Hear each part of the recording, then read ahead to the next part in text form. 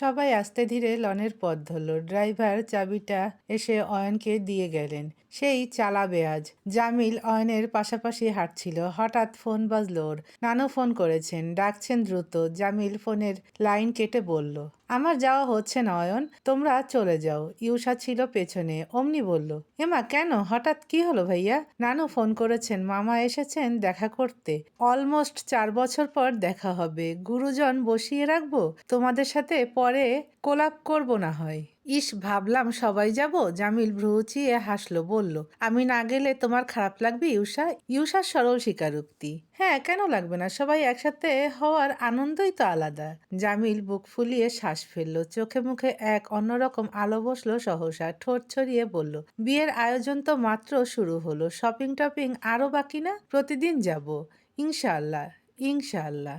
জামিল ঘাড় নাড়ে। অয়নের সাথে কোলাকুলি সেরে উঠে যায় স্বীয় গাড়িতে। ইউষা এমনি চেয়েছিল সে পথে। অয়ন ডাকলো তখনই, ইউষা।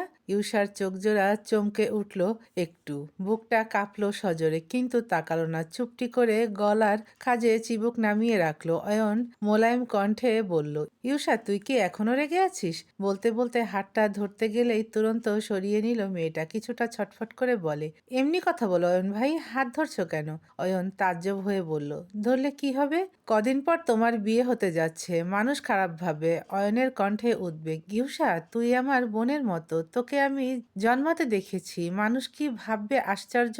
ইউষার বুকের ঘায়ে এ এক নিদারুণ খোঁচা। ধারে চকচক করা ছুরি দিয়ে হৃদয়টা খণ্ড হওয়ার অনুভূতি নিয়ে ঠোঁটের পিঠে ঠোঁট শক্ত করে চেপে রাখল সে।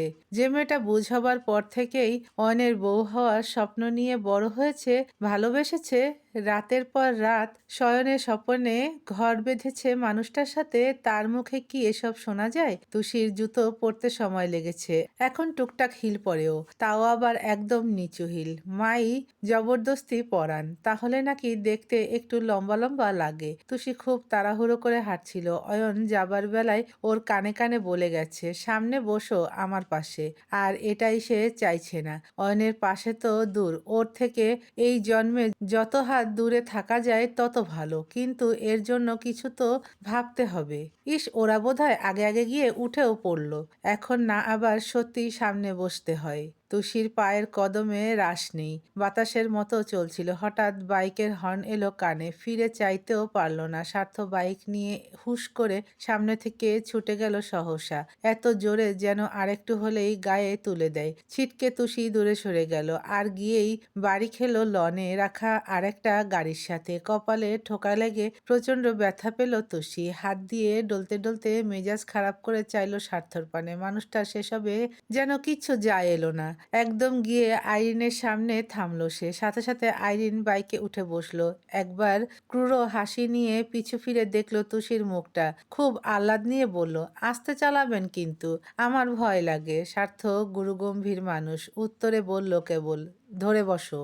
সাথে সাথে তুষি চোখ সরিয়ে ফেললো। বুকের ভেতর গোল হয়ে ঘুরতে থাকা উত্তাপার চোখে তেড়ে আসতে চাওয়া জলটা চেপে আগের মতো জোরে জোরে চলে গেল সামনে। স্বার্থ ধরে বসতে বলায় যেন আকাশের চাঁদ হাতে পেল আইরিন। দুহাত ছড়িয়ে স্বার্থর পেটানো শরীরটা জড়িয়ে ধরলো সে। তুরন্ত জ্বলন্ত চোখে চাইল স্বার্থ। আইরিন ঘাবড়ে যায়, হাত সরিয়ে নেয় ধরফরিয়ে। স্বার্থ চিরবির করে বলল, ডোন্ট ক্রস ইউর লিমিট, পেছনে স্ট্যান্ড ধরে বসো, আমার গায়ে যেন টাচ না লাগে। বাধ্যের ন্যায় আইরিন ঘাড় কাত করলো। স্বার্থ বাইক ছোটাতেই পেছনের স্ট্যান্ড ধরলো তাড়াতাড়ি। পরপরই শক্ত চিবুকে ভাবলো, খুব অ্যাটিটিউড দেখাচ্ছ স্বার্থ, দেখাও। আর তো কটা দিন, তারপর এমন ছাই দিয়ে ধরবো, মরে গেলেও ছাড় পাবে না। তুষি গাড়ির কাছাকাছি এসে একটু থমকালো। অয়ন ইউষা পাশাপাশি দাঁড়িয়ে। অয়ন খুব উত্তেজিত হয়ে কিছু বলছিল, অথচ মূর্তির মতো মাথা নুইয়ে শুনছে ইউষা। তুষির শুকনো ঠোঁটে হাসি ফুটল অমনি। পেছনে ফেলে আসা বিদীর্ণ শোকের ঝুলি সরিয়ে শ্বাস নিল বুক ভরে। তারপর হুড়মুড় করে এসে গাড়ির পেছনের সিটে উঠে বসলো সে। শব্দ পেয়ে অয়ন ইউষা নড়ে ওঠে। দুজনেই ফিরে চায় সেদিকে। অয়ন সাথে সাথে গাড়ির কাছে এলো। জানালার ফাঁকে মাথা নামিয়ে দেখলো তুষি পেছনের সিটে লম্বা হয়ে শুয়ে পড়েছে। ও অবাক হয়ে বলল, তুষি তোমাকে তো আমি সামনে বসতে বলেছিলাম। তুষি চোখে মুখের এমন ভান করলো যেন খুব অসুস্থ। আসলে আমার গাড়িতে উঠলে খুব মাথা ঘোরে, বমি পায়, তাই এখানে বসলাম। আমি এভাবেই পা ছড়িয়ে যাব। অয়ন আর কিছু বলল না, হয়তো একটু মন খারাপ হলো, তবে চুপচাপ গিয়ে বসলো ড্রাইভ করতে। ইউষা এসে তুষিকে ভালো করে দেখলো, সিটের আগাগোড়া পা মেলে বসে আছে। জিজ্ঞেস করলো, তুষি তুমি কি এভাবেই বসবে? তুষির চোখ বন্ধ, জানালো, হ্যাঁ। তাহলে আমি কোথায় বসবো তুষি? তুমি না হয় আমি বসলে আমার কোলে পা রেখো। তুষি ফুঁসে উঠল অমনি, কেন? গাড়িতে কি আর জায়গা নেই? যাও সামনে গিয়ে বসো। ইউষা ঠোঁট উল্টে চেয়ে রইল। তুষি কি ইচ্ছে করে এমন করছে? ওকে অয়ন ভাইয়ের পাশে বসানোর কোনো ফন্দি নয় তো? তক্ষুনি তুষি খ্যাক করে বলল, কি হলো, দাঁড়িয়ে আছো কেন? যাও, তুমি গিয়ে না বসলে আমরা যাব কিভাবে? আশ্চর্য, তাড়াতাড়ি করো। অয়ন এক কাঠি উপরে গিয়ে দরজা ঠেলে দিল। ইউষার সামনেই হাঁ করে খুলল সেটা। তারপর নরম স্বরে বলল, ওঠ। ইউষা হাতের আঙ্গুল কসলালো কিছুক্ষণ। অনিচ্ছা সত্ত্বেও নিরুপায় হয়ে গিয়ে উঠল গাড়িতে। তুষি বিজয়ী হাসে, চোখ নাচিয়ে নাচিয়ে ভাবে, এই যেভাবে তোমাকে তোমার অয়ন ভাইয়ের পাশে বসালাম ইউষা, এভাবেই তোমাদের সারা জীবন আমি পাশাপাশি রেখে দেব। দেখো, ঠিক পারবো আমি। হাইওয়েতে উঠেছে অনেকটা সময়। এটা পার হলেই যমুনার বিশাল চত্বর পড়বে। তুষি পেছনে বসে শুধু ইউষাকে দেখছিল। মেয়েটা কেমন জড়বস্তুর মতো একভাবে বসে আছে। শোকাহত মুখখানা কি বিমর্ষ ওর। তুষির তাতে মন খারাপ হয়, কষ্ট লাগে। কিন্তু এক্ষুনি ইউষাকে ও কোনো শোক থেকে পরিত্রাণ দিতে পারবে না। বরং ওর সামনে না চাইতেও তুষিকে অয়নের সাথে বিয়ের বন্দোবস্ত করতে হবে। তুষি দীর্ঘশ্বাস ফেলার মাঝেই হঠাৎ চোখ পড়ল গাড়ির ভিউ মিররে। ঠিক অয়নের মনোযোগী চোখজোড়া ভেসে আছে তাতে।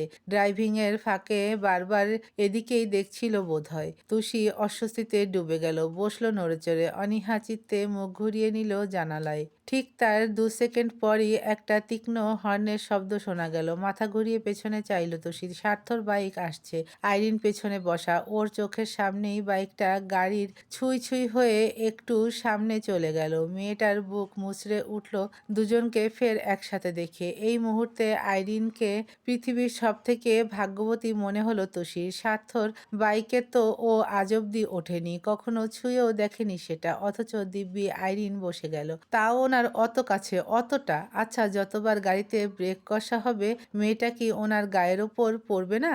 মিশবে না ওদের শরীর? তুষির চোখ টলমল করে ওঠে, বুকের পাঁজর ছিঁড়ে যায়। প্রিয় মানুষের সাথে দ্বিতীয় নারী দেখা যায় কখনো? তাহলে ও কিভাবে দেখবে?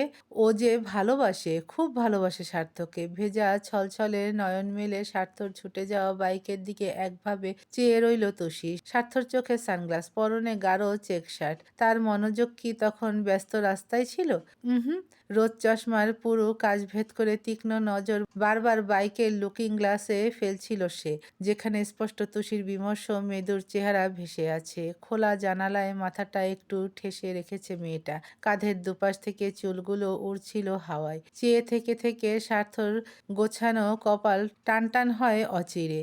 পাল্টে যায় চাহনি, চিবুকের শক্তপোক্ত গড়নে আহামরি বদল আসে। তুষির চোখ সার্থর চওড়া পিঠে, আর সে পুরুষের নজর বাইকের মিররের ওপর। ঠিক এই অদ্ভুত এক চোখাচোখিতেই যেন বহু বছর কাটল। গুমড়ে গুমড়ে ওঠা কিছু বেদনারা গাইল, কি যে বলবো আর এ দূরত্বটার, দেখিনি রে কোনো শেষ। তবু দেখ না তুই বসে পাশটাতেই, গেলি আলোক বর্ষ দেশ। হারিয়ে গেলাম, ফুরিয়ে এলাম, চোখে শুকিয়ে গেল জল। বেঁচে থেকে লাভ কি বল, তোকে ছাড়া আর? খুঁজেছে জবাব আঁচল, মনে কোথাকার। যা চলে তুই, ও সব ভুলে তুই।